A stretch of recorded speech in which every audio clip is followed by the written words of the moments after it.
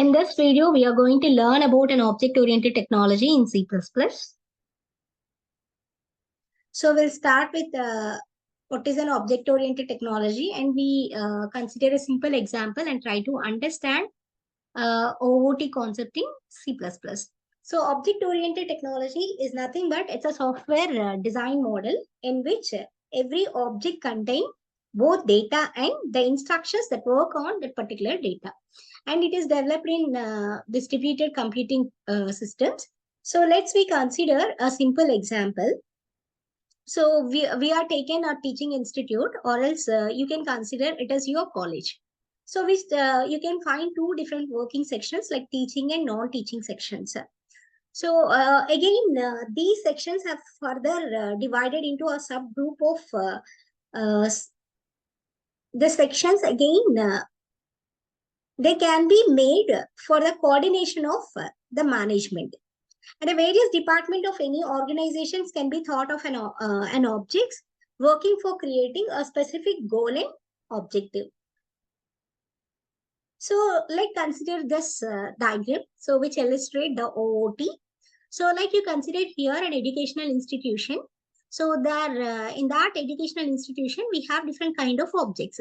So, here I mentioned two different colors. One is blue and another one is black color.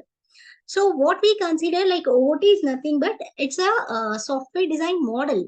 So that model, every object is having the data and then some instructions which is used to work on that particular data. So now I differentiate those like data and the functions, or else the data and the instructions. I can use two different color of pens here. One is blue and another one is black color. So you can consider the blue color things as an object of your educational institute, and the black color will gives you an instructions or the work what we are doing with your objects. So now you start with the director or principal of your organization. So who can see the overall functionality of your college or overall management of your college. And then we consider the academic dean.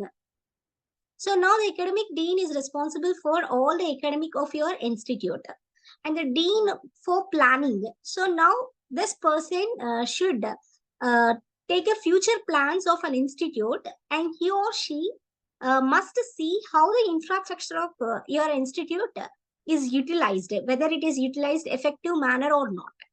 So like you can consider a real-time example. Suppose the reality of this person, what exactly they will do.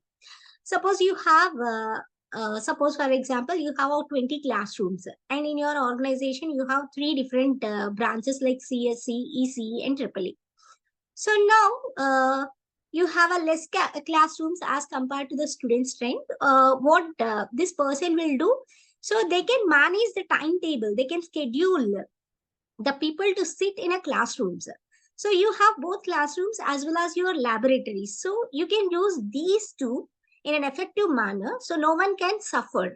So that kind of things is taken care of by this dean for planning. And coming to a dean research and development, so they should see the research activities of your organization. And coming to an individual department, so now every educational institute, for example, just now only we consider three departments we have in your college, like CSC, EC, and EEE. So every department you can see an in charge or the HOD of the department you can see. Under the HOD, you can see different teaching and non-teaching staff, and every teaching, non-teaching staff is having their own responsibilities to fulfill the goal of your department. And besides, you have the laboratory also. And there we have the staff, means the non-teaching staff collaborating with your teaching staff, and they work together will provide you or will conducting the practical sessions.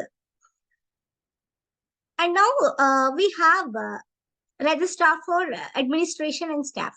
Like, so they can deal with an administrative matters like your salaries, and then any resources you need from an institution, and everything will be taken care of by this particular department. And then we consider about the account department for handling all mandatory transactions like your salaries of an employees, and then any funding things, everything will be taken care of by this account section. And then we have a sports department So like the sports department will take care of the sports activities in your institution. And last not but the least, like we have a site department. So for beautification of your campus. So all together, all these objects will communicate and collaborate with one to another for successing of the goals and objectives of your institute. So let's brief discussing on that. Suppose, see, for example, each department has an in charge, right? And who carries a clear-cut given responsibilities. Means every department HOD is having some responsibility, and they take care of the staff. They are maybe of teaching or non-teaching. So these staff, everything is controlled by your department HODs only. Suppose C means the faculty perform activities that is related to teaching. If higher authority needs to know the details regarding any theory and practical or seminars, projects, and everything about the individuals of the department.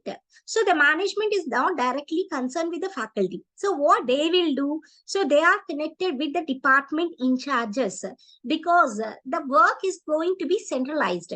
So the management, principal or dean is directly not contacted with each and every individual of your organization. So they can come to HODs. So from that HOD, he will take an information of each and every individual of teaching and non-teaching staff of their respective departments. So in this way, some responsible person from the department will access the data and provides the authorized information to the management. And it is also good to think that no unconnected person from any other department read the data or attempts to make any alterations that might also corrupt the data. See, for example, here, suppose if the Department of Computer Science and Engineering, so the head of the department, they want to see the placements information in their department. So now the information will be accessible to the CSE department only. So they cannot access the EEE department information or ECE department information. Because of that reason, like here we have an authorized persons can access the data.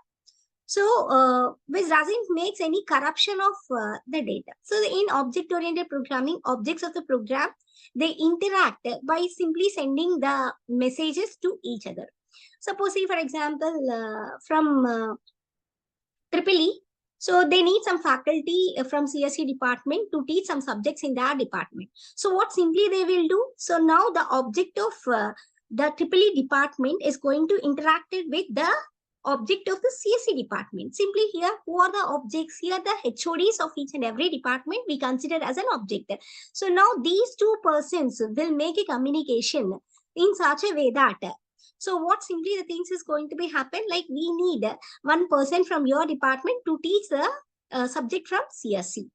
So now what is the response from the CSE department? Now the CSE department HOD will send one person or else will assign one person to EEE to teach CSE subject. So in that way, the communication is happening between each and every object of the institution, right? So that the main goal is to fulfill the objective of your institution.